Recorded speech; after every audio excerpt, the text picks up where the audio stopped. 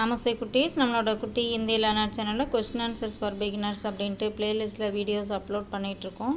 இதில் வந்து 5th பிளேலிஸ்ட்டில் 17th வீடியோ இன்றைக்கி பார்க்க போகிறோம். அதில் என்னென்ன கொஸ்டின்ஸ் இருக்குது, எப்படியெல்லாம் ஆன்சர் பண்ண போகிறோம் அப்படிங்கிறத இப்போ பார்க்கலாம். ஓகே, இப்போ என்ன கொஸ்டின் பாருங்கள்.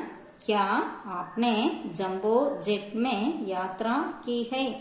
என்ன நீங்கள் ஜம்போ ஜெட்டில் பிரயாணம் செய்திருக்கிறீர்களா அப்படின்னு சொல்லி கேட்டிருக்காங்க. ஆன்சர் பாருங்க. मैंने अब तक यात्रा नहीं की, இதுவரை பயணித்தது இல்லை. என்ன நீங்கள் ஜம்போ ஜெட்டில் போயிருக்கீங்களா?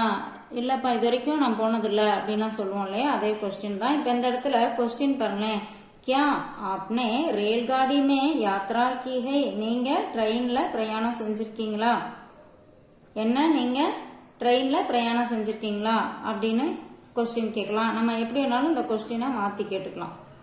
இப்போ இதே வந்து हाँ मैंने जंबो जेट में यात्रा की அப்படின்னா ஆமாம், நான் ஜம்போ ஜெட்டில் பிரயாணம் செஞ்சுருக்கேன். அந்த மாதிரி ஆன்சர் மாற்றிக்கலாம். ஆமாம் அப்படின்னா போட்டுக்கணும்.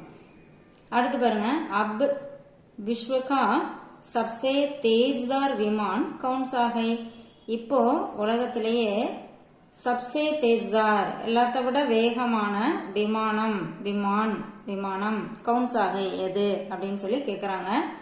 அப் விஸ்வகா சப்சே தேஜ்தார் விமான் கான்கார்டு ஹை, அதாவது இப்போ உலகத்திலே மிக வேகமாக போகக்கூடிய விமானம் வந்து கான்கார்டு.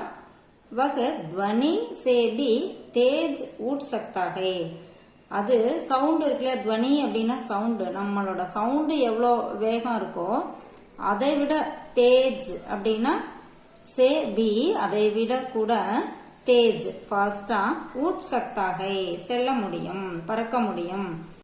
அதாவது நம்மளோட சவுண்டு இருக்கு இல்லையா, அது வந்து ரொம்ப ஃபாஸ்டாக ட்ராவல் பண்ணக்கூடியது. அதை விட அதிக ஃபாஸ்டானது தேஜ்தார் விமான் அப்படின்னா வேகமுடையது கான்கார்டு அப்படின்னு சொல்றாங்க. இந்த மாதிரி கொஸ்டின் ஆன்சர் எல்லாமே நம்மளுக்கு எப்படி வேணுமோ அந்த மாதிரி நம்ம கிரியேட் பண்ணி பேசி பார்த்தோம் அப்படின்னா லாங்குவேஜ் ஈஸியாக கற்றுக்கலாம். தேங்க்யூ.